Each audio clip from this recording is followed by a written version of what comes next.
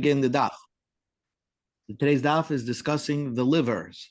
Okay, so the question is, Abaya had a question. Abaya had a question was, if you cook a liver, imagine here's the liver in a pot, and there's another piece of meat in the pot. Now, to eat a liver when you cook it, Abaya had no problem with that. Why?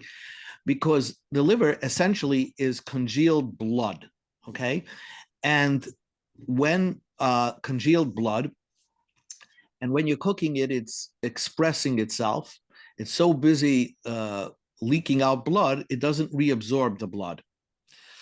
So maybe you could just eat the liver, but perhaps when you cook it with another piece of meat, the blood of the liver, even though the Torah said you could eat the blood, you could eat a liver which has blood in it, but maybe when it's expressed, the blood of a liver is expressed, it would prohibit another piece of meat being cooked with it. So Abaye wasn't sure, and he didn't understand. Maybe there's a Mishnah, there's not a Mishnah. So he had a friend, Rav Safra, and he sent him to Eretz Yisrael. And the Gemara was starting on the top of Daf Kufyud Aleph. Kihader Salik, when Rav Safra went up again, Ashkechel Rab Zrika, he found Rabbi Zrika, Amalei, and he asked Rab Zrika, can I cook a kosher liver with other pieces of meat? Amalei, so Rab Zrika from Eretz Yisrael said, Hain nami loy tibayalach. Don't ask this question, it's not even a question. Da'ana I, V'yana berei Rav Ami, Yanai, the son of Rab Ami, Iklen lebar lebe Yehuda berei Rab Shimon ben Pazi, were a guest in the house of Yehuda, the son of Rab Shimon ben Pazi. Ukrivelan, and they gave us for the main dish kanya v'achalna, which means he gave us a liver, but it was like connected with the windpipe. What's connected with the windpipe? Imagine you pull up a windpipe and there's connected there the heart, the lungs, the liver, maybe the spleen, v'achalna, and we ate it. So therefore, here's a picture of it, how it looks. He cooked a windpipe. Here's the heart, the lungs, the lungs, and we ate it. So we see the liver was cooked with other pieces of meat. I guess they ate the heart as well. So apparently, it's not a problem cooking a liver with other pieces of meat. That was the proof. But the Gemara is going to say it's no proof. Because, hey, take a look at this. Here we have a pot. I don't know if you can figure it out, but there's a pot over here, right? There's a pot in the picture, and that's the pot. And perhaps because the windpipe was extending over the pot, that all the blood in the liver leaked out into the windpipe and expressed itself outside the pot. So it's not a proof. Maskif law Rav Ashi b'Teimer Rav Shmuel Mizrakina, the Dilma, maybe the reason why you were eating that liver is pi konech chutz l'kedera hava. The mouth of the windpipe was over the edge of the pot, and therefore the blood never expressed itself into the other pieces of meat. Inami, or I can tell you, the reason why the liver was kosher over there, michlat have cholit le mi'ikara, because here's another way to eat liver, is if you scald it first with you just scald it first, then somehow the blood gets locked in. So even if you're going to cook it with something else, it's not going to express any more blood. Okay, so therefore, and the blood, of course, of liver is permitted. So that's another possibility of why that liver was permitted. Or there's another eitzah. If you want to cook liver, he would scold the liver. If you wanted to cook a liver, he would scold it with vinegar, because vinegar makes it shrink, and somehow it doesn't express any more blood, and therefore you could cook it with other pieces of meat, because you could sting it and stop it and arrest all the blood coming out of a liver. Rav Nachman when Rav Nachman wanted to eat a liver, he would first scald it with hot water and then cook it. The Sover Apapa Kamei de Rava Lemema. Rav Papa wanted to say that if you're going to use the vinegar situation, chala asa, that vinegar become asa. If you're going to heat up a liver with vinegar, right, the vinegar itself is asa. So amalei, if you're going to say like that, so even though you might not see blood in the vinegar, okay, we're going to assume that blood from the liver went into the vinegar, and it stopped the vinegar. The vinegar stopped the liver from expressing any more blood. But Rav Papa wanted to say the vinegar itself is asa. Amalei.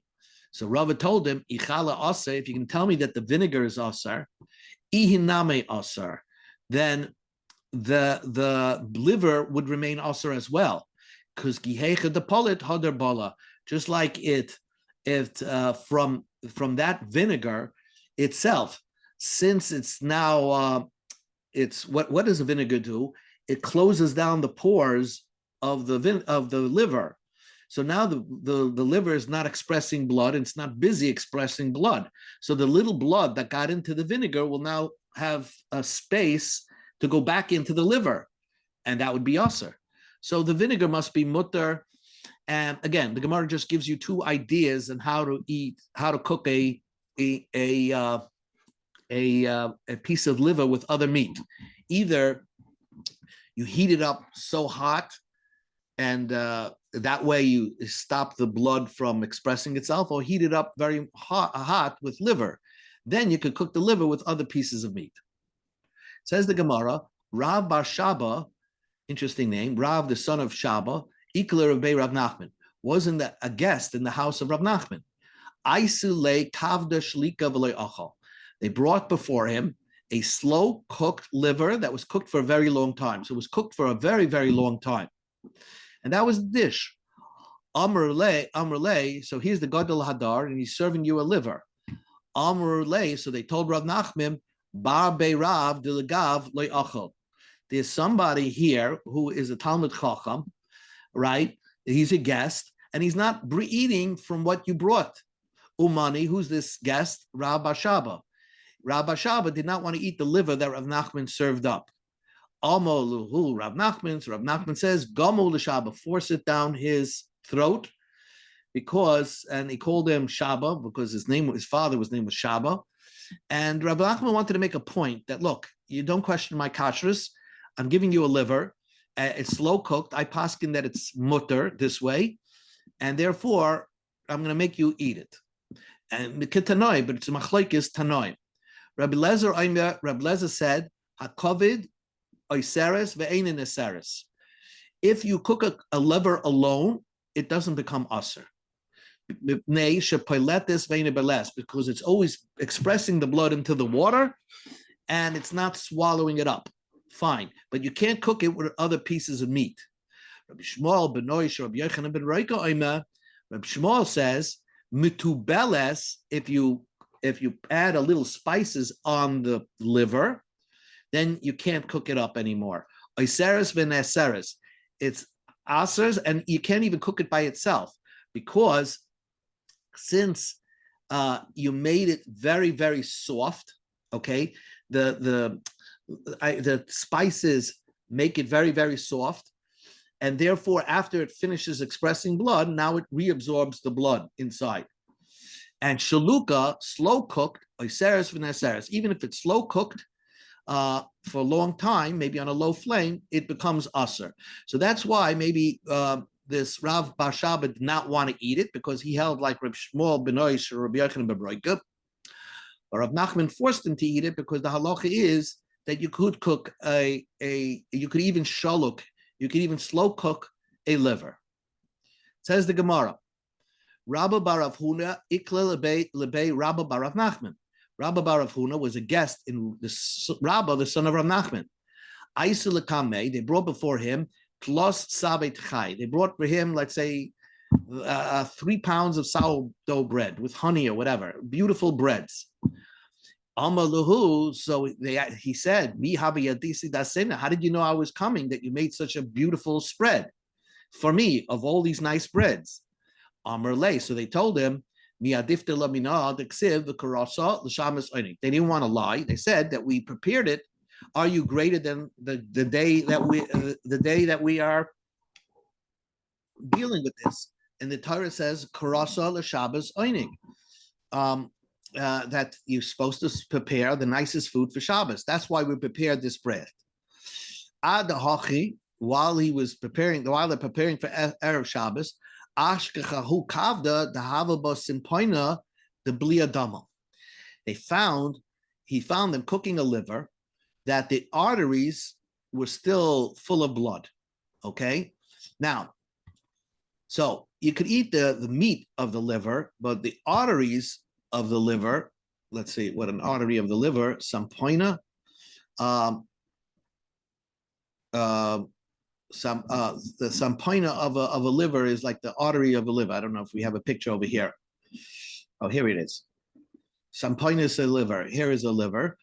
And you have these are sampoinas. I think these are whatever they call it, arteries. So there, you can eat the meat of the liver, but not the arteries of the liver. So he said to them, Amai avidus hachi, why did you do like that? Amrle, so elehechanevet, how should we eat this liver? Amrle, for the arteries, you have to say kiru shesiva erev. You make a crisscross cut, v'chitucha l'tachas, and turn it over where the cuts are facing downwards, so that the blood in the arteries drains out. Then you can eat the liver. And so you have to drain the blood from the liver, the actual blood in the arteries of the liver. Hanimili kavda. That's by a liver, one is allowed to, you have to drain the blood. Aval, but tachla, a spleen, it looks red. And if you want to eat a spleen, you don't have to do that, because shumona ba'almahu, it's just fat. It looks red, but it's not blood.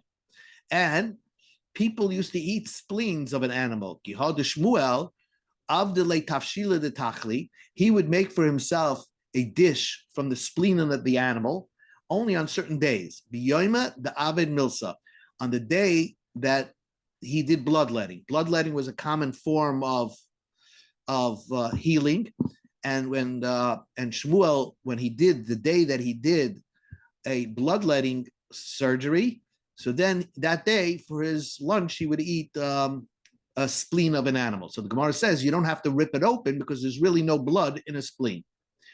Now the Gemara is talking about itmar. We learned, let's say you have a spit. Okay, so I have here a picture. Let's see. Okay, here's a picture of a spit. And on the spit, you have on the top part, you have liver. On the bottom part, you have meat. The problem is what's going to spill down to the bottom part of the liver. You're going to get blood. Blood from the liver is going to come onto the piece of meat, right? So if you're roasting it this way, what's the halacha? So let's see what the Gemara says. Itmar, we learned kavda ilave bisra, on a spit. You have the roasting it on a spit facing upwards, where the liver is on top of the piece of meat. Shari, that's permitted. There's blood leaking from the liver onto the meat. Dama, the blood, mishrek sharik, will slide off the piece of meat. So that's not a problem. But what happens, kechala, again, they used to eat the udder of an animal, ilave bisra. You have in this picture a udder which is on top of an animal, on top of a meat, and you're roasting it. What's the problem there? Well, the udder still has milk in it, right? So you're going to have white milk coming onto the piece of meat. So again, while it's in the udder, we say it's only asur midrabanan. But once it's mutter, but once it comes out, it's asur midrabanan, right? So because it wasn't expressed during the animal's lifetime, still it would be asur. Why? Maitama, the udder on top of the meat is also maitama. Chalav sruche misrach. Chalav, the milk will somehow get connected and swallowed into the piece of meat. So that was one opinion. Rav Dimi Mahardar Masnefka, he had a different version of the brisa. If the udder is on top of the meat, shari, it's permitted. Maitama, because chalev shchuta derabanan, the milk that comes out of the udder is anyway derabanan. So he said that's not a problem. But kavda ilave bisra, but if you have the liver on top of the meat, so the blood coming out of the liver is also because that's dam daraisa. That could be dam blood, which is also in a Torah. So he said you shouldn't have that in that direction. Darish Merema gave a halacha speech. Hilkasa, he said the halacha is ben kavda ben kachala, whether you have the liver, whether you have the udder, tuse bisra underneath the meat. Here it's the opposite. Underneath the meat's on top, shari. And that's permitted because the meat is salted. What's going to happen? But you don't be geyser. Maybe you're going to lift it up in the other direction and turn it upside down. Rashi says we paskin halach is it's not permitted because we're afraid that you're going to mix it up and turn it upside down. But the essence of the halach is if the meat is on top and the liver or the udder is on the bottom, no problem.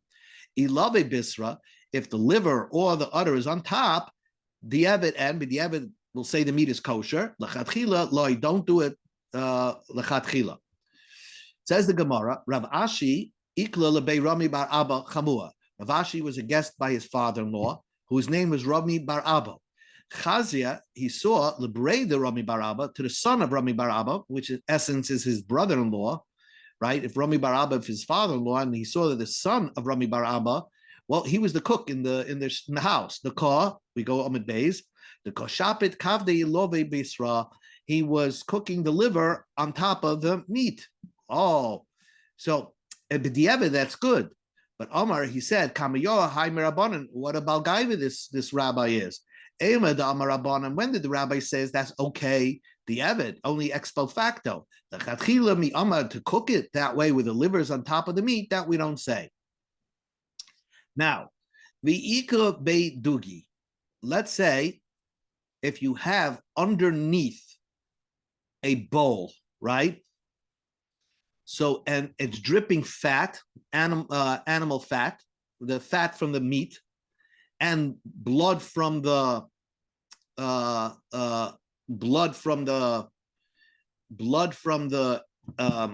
you have the fat from the meat and from the liver.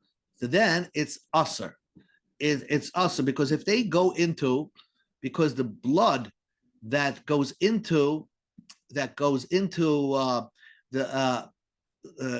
into the bowl that's underneath this contraption of liver on top of meat and liver together. So you're going to eat it, and you're going to eat the blood. So the Gemara says, "Maishna midama de bisro." What about a regular piece of meat with blood? Even if there was no liver there, it falls with the fats, and then you're going to eat it. So in essence, this is what the picture looks like. The picture looks like you have a piece of meat, okay? It's on a spit. You have a piece of meat on a spit. Now, what falls from this piece of meat? It's not salted yet, so the blood is going to rain to the bottom, and the fat. So what's the problem? Why is this going to be permitted? You can see why. Because you're going to eat the fat, and you're going to leave the blood. So you can eat the fat, which floats to the top.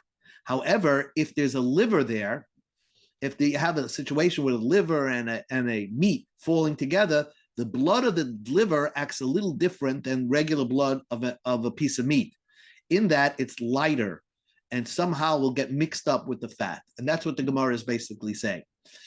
What's the difference, regular blood from a piece of meat? Dama de bisra shachan. The blood of a piece of meat rests to the bottom of the glass bowl. So therefore, you can eat the top, the fat of a piece of meat. That's fine. You're not going to eat the blood. But dama de chavda, but the blood of a liver, coffee, floats to the top, and therefore mixes with the blood. The blood mixes with the fat of the meat, and then if you eat that, you're eating the blood of a liver. So that's no good. Okay. And Rashi says the halachas of a udder, we learned before, that for roasting you should do kriya shasi be'erev, and if you didn't roast, if you didn't rip it, that's fine, like the first lashon of Rava, right? And if you want to cook an udder, you have to cut it crisscross and press it to the wall, and then only then you can eat an udder. I think a liver, we don't cook livers anymore. We only roast them. That's it. New topic. Amar Rav Nachman, Amar Shmuel. Rav Nachman said in the name of Shmuel, Sakin sheshachat, you shechted it with an animal, a knife. So now it's a hot knife because the when you shecht an animal, it's hot over there. And it absorbs, the knife absorbs blood. Also, you're not allowed to cut a hot piece of meat with that, right? So you can't cut because when you cut a hot piece of meat, the blood that's in the knife is now going to go into that hot piece of meat. But if you cut, let's say, a cold salami with the sak and ashchita, amrile boyadacha. Others say you have to just wash off the salami because it maybe there was blood left over on the knife, so you just wash off the top of the salami. It doesn't even need to be washed off because we're going to assume that the knife was clean anyway. And if it's a cold piece of meat, it's not going to suck out the blood that's in the walls of the knife. Says the Gemara, Ama Rav Yehuda Amar Shmuel.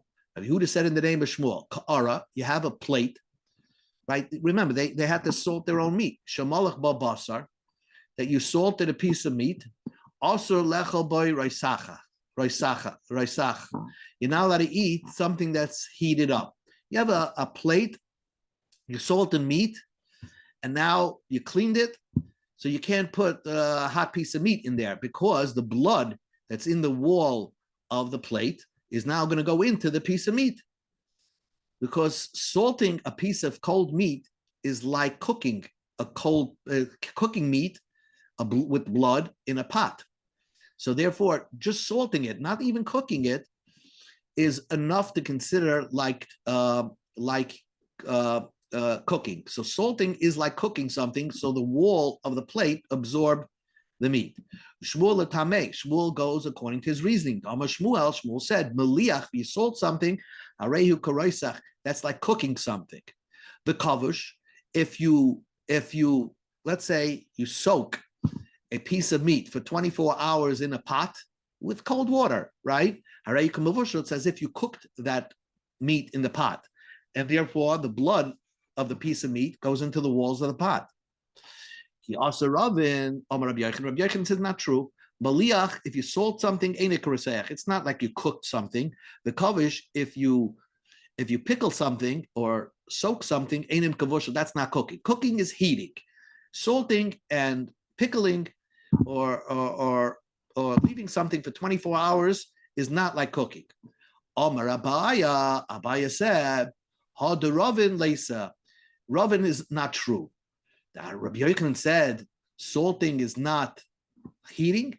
The heat pincha, the Havebe Rabbi Ami, there was this, let's say, this earthenware keli that Rabbi Ami had, the Melach Bei Basra, that they salted meat in it. Now, once an earthenware pot becomes absorbed with blood, you can't kasher it, right? Because it's made out of earthenware.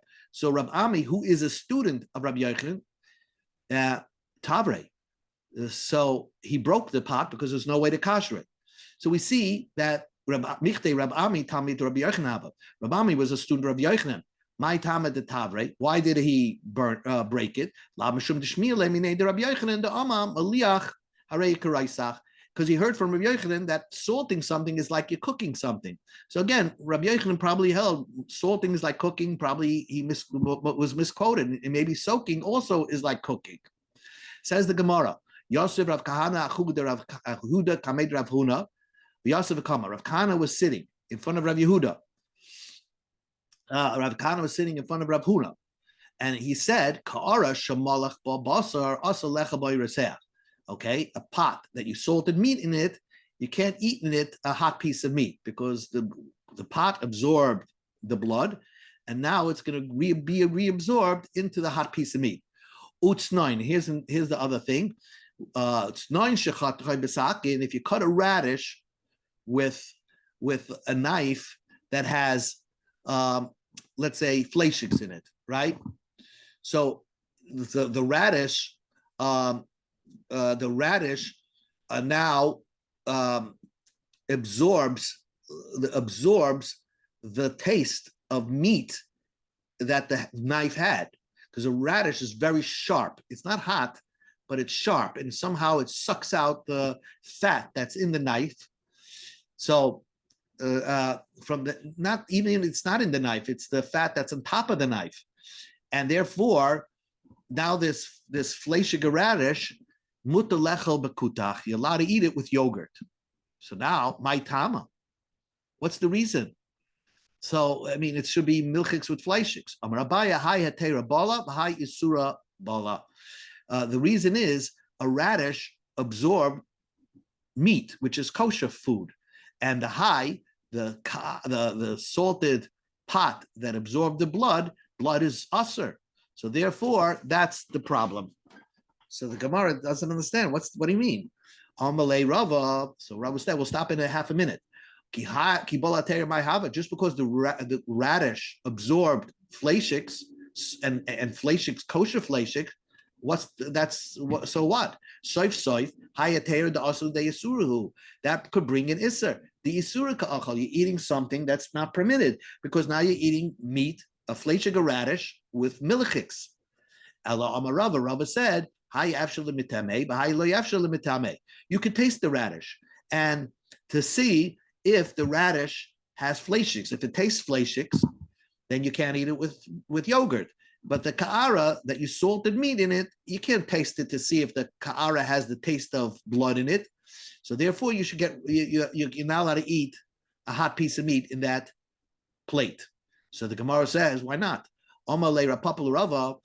You should ask a goy to see if the plate that you salted a piece of meat tastes for meat. Get a goy. Why can't you get a taster, a goyish taster? Because the Mishnah says, a pot that you cook meat, don't cook milk. If you did cook, you have to taste it to see if there's the taste of milk, taste of meat in the milk. If it's different, if you're trying to taste the taste of truma versus chulin, you could ask a kohen to do the taste test. If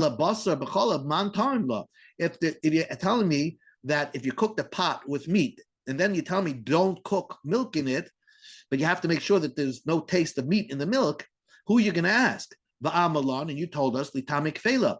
Let's get a goy to taste it.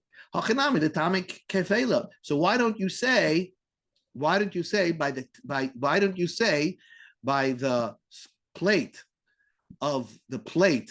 that you salted a piece of meat, have a goy come and ask when you cooked another piece of meat in that plate, see if there's the taste of blood in the piece of meat.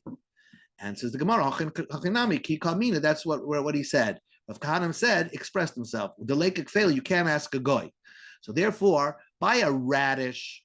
If you cut a radish, with a fleishig knife that had fat on it, so you could taste the radish to see if there's the taste of fleishiks on the radish. If there's no fleishiks if you can't taste fleishiks on the radish, you could eat it. You could eat it with yogurt.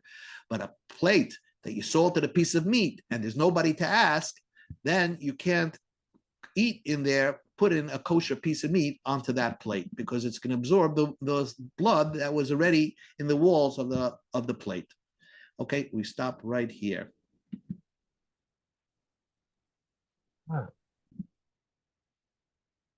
So just to review the three topics that we learned today, we learned about roasting a liver or a spleen.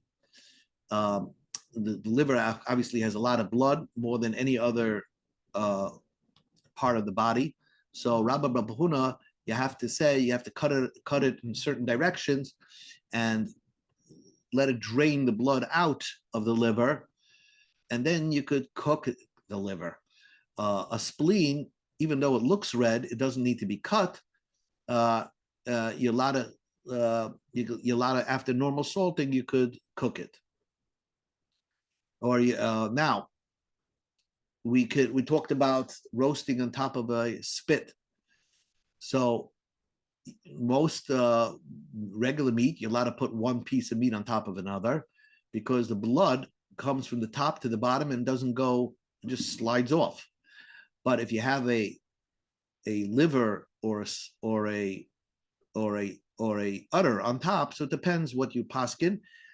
Sometimes one paskins that if they're on top, they're usher, and some says they're mutter. It depends on different understandings, different opinions. And what about putting a vessel underneath the spit? So you're allowed to eat the fat, but if there's the spit had liver in there, the blood of the liver just goes and gets mixed up with the fat, and that's not permitted. Then we learned the third topic was if the blood of a knife, shchita knife, it absorbs blood, and therefore you can't, because the neck is hot, therefore you can't cut a hot piece of meat, but you could cut, let's say, a cold piece of meat, because and there's machlokes if you have to wash off, whatever you're cutting, but certainly it's not going to suck out the blood that's in the knife. Okay, now the question is, you have a plate and salting. A plate that you salted meat is considered as if you cook meat in there, and therefore you're not allowed to use it for hot food in this plate. Okay, this ends Daf Kuf Yud Aleph.